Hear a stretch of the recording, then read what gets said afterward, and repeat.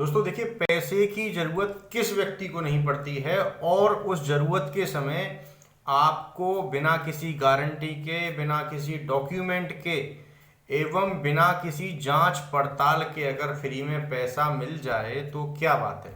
दोस्तों हाँ, आज हम इसी विषय पे बात करेंगे, लोन के विषय में, कि कुछ लोन ऐप्स हैं जो आपको गूगल प्ले स्टोर पे मिल जाएंगे। आप online free loan app search करेंगे तो फ्री लोन ऐप मिल जाएंगे। बहुत सारे लोन ऐप हैं जो भर भर के पैसा बांट रहे हैं और जनता उस पैसे को लेने के लिए तैयार है।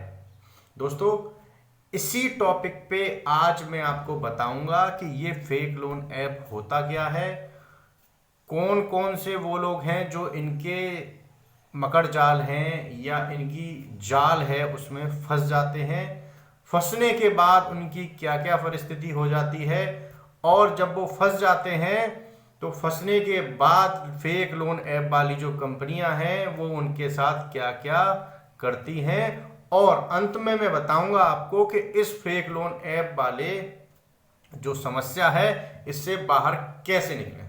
दोस्तों देखिए, सबसे पहले मैं फेक लोन ऐप के बारे में समझाऊंगा। देखिए, अगर कोई लोन ऐप, अगर कोई लोन कंपनी है या अगर कोई कंपनी है जो कंपनी पैसा बांट रही है, उसके पास आरबीआई का लाइसेंस होना आवश्यक है। आरबीआई की गाइडलाइंस फॉलो किए जानी चाहिए, तभी वो व्यक्ति किसी को या तभी वो संस्था किसी को पैसा ब्याज पर दे सकती है।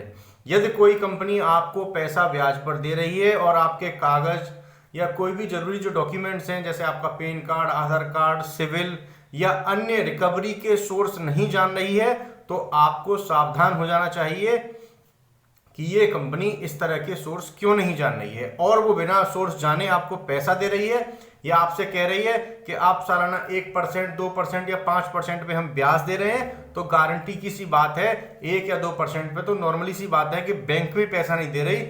अगर वो पैसा दे रहे हैं तो गारंटी की सी बात है कि वो आपको बेवकूफ बना रहे हैं। दोस्तों अगर इस तरह की कोई लोन ऐप है या अगर इस तरह का कोई कंपनी है, या आप देख रहे हैं गूगल पे, यूट्यूब पे भी इस तरह का बहुत चल रहा है, अगर वो इस तरह का कह रहा है कि मैं आपको लोन दे रहा हूं, आप अपना ऐप इंस्टॉल कीजिए। ऐप इंस्टॉल करने के बाद जो आपकी इंफॉर्मेशन हैं वो भरिए। आप जैसे ही उस ऐप को इंस्टॉल करते हैं अपने फोन में, आपने ऐप इंस्टॉल किया, ऐप इंस्टॉल करने के बाद आपका फर्स्ट स्टेप है आपका फंसने का। जब भी आप ऐप इंस्टॉल करेंगे, ऐप इंस्टॉल करने के बाद वो परमिशंस मांगता है आपसे। सबसे पहले परमिशंस मांगेगा आपकी लोकेशन की, उसके बाद मांगेगा आपके फ़ोन की एक्सेस की, आपके फ़ोटोज़ की एक्सेस की, आपके फ़ोटोज़ को पूरा एक्सेस कर लेगा, आपकी माइक्रोफोन या आपका जो माइक है उसकी रिकॉर्डिंग की वो मांगेगा, एक्सेस मांगेगा। आपके फ़ोन पर पूरे तरीके से वो कंट्रोल करने की आपसे परमिशन मांगते हैं, और आप नेक्स्ट नेक्स्ट नेक्स्ट करके आप उसको परमिशंस दे देते हैं।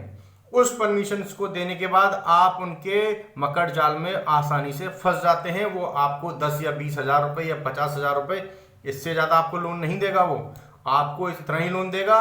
अगर वो आपको कॉल पे समझा रहा है, अगर आपके पास कॉल पे है वो, तो आपको बताएगा कि ऐसे नहीं ऐसे करना है, स्टार्टिंग में आपको इतना ही लोन मिलेगा, इसके बाद आपकी लिमिट बढ़ा दी जाएगी, आप जैसे ही जमा करना स्टार्ट कर देंगे। दोस्तों आपके अकाउंट में पैसा आ जाता है, आप अकाउंट इन्फॉर्मेशन भर देते हैं, आप खुश हो जाते हैं कि आपको बहुत कम ब्याज पे एवं बिना किसी डॉक्यूमेंटेशन के इतना लोन मिल गया। आप जैसे ही लोन ले लेते हैं, उसके बाद आपकी किस्त स्टार्ट होती है। आपने 40 या 50 हज़ार रुपये या 10 हज़ार रुपये का लोन लिया, फिर उसके बाद आपके पास फ़ोन आते हैं कि सर आपकी किस्त बन रही है इतने इतने की, और 40% या 30% या 20% की ब्याज है। तभी आप चौंक जाते हैं कि इतनी ब्याज कैसे हो गई, मैंने तो 2 या 3% या 5% सालाना पे लोन लिया था। उसके बाद आप दोनों की, आपकी और लोन कंपनी का, लोन जो ऐप था उसकी लड़ाई होना स्टार्ट हो जाती है, या आप पैसा जमा नहीं करते हैं तो वो आपको फ़ोन करना स्टार्ट कर देते हैं। फ़ोन करना स्टार्ट करने के बाद आप आसानी से जब पैसा जमा कर देते हैं तो कोई बात नहीं है, उनकी बातों में आ जाते हैं कि आप, उन्होंने कहा कि 15 हज़ार रुपये जमा कीजिए, आपने 15 हज़ार रुपये जमा कर दीजिए, कोई बात नहीं है। और अगर आप पैसा जमा नहीं करते हैं तो वो आपको धमकियां देना स्टार्ट करने लग जाते हैं कि आपके जितने भी फ़ोन के कॉन्टैक्ट्स थे उनके पास हैं, या आपने अपना फ़ोन स्विच ऑफ कर लिया तो आपके रिश्तेदारों को फ़ोन करना स्टार्ट कर देते हैं और परेशान करना स्टार्ट कर देते हैं। जितने भी कॉन्टैक्ट्स थे उन पर उनका एक्सेस पहुंच जाता है। आपके फ़ोन में जो फोटो वीडियो जो भी था सब उनके पास पहुंच जाता है और वो आपको धमकी देना स्टार्ट कर देते हैं कि या तो आप पैसा जमा कर दीजिए, अन्यथा की स्थिति में इसको मैं वायरल कर दूंगा। 50 से 70% लोग उनके जाल में फंस जाते हैं। जी बिल्कुल सत्यता बता रहा हूं मैं, 50 से 70% लोग उनके जाल में फंस जाते हैं। फंसने के बाद उनके पास कोई मजबूरी नहीं रहती है, क्योंकि वो समाज में जाके बता नहीं सकते हैं कि मेरे फोटो या मेरे प्राइवेट फोटो या मेरी प्राइवेट वीडियो उस आदमी के पास है, वो वायरल करेगा। पुलिस में जाके बताते नहीं है शर्म की वजह से। वो ऐसी स्थिति में वो उनको मुंह का पैसा देने लग जाते हैं।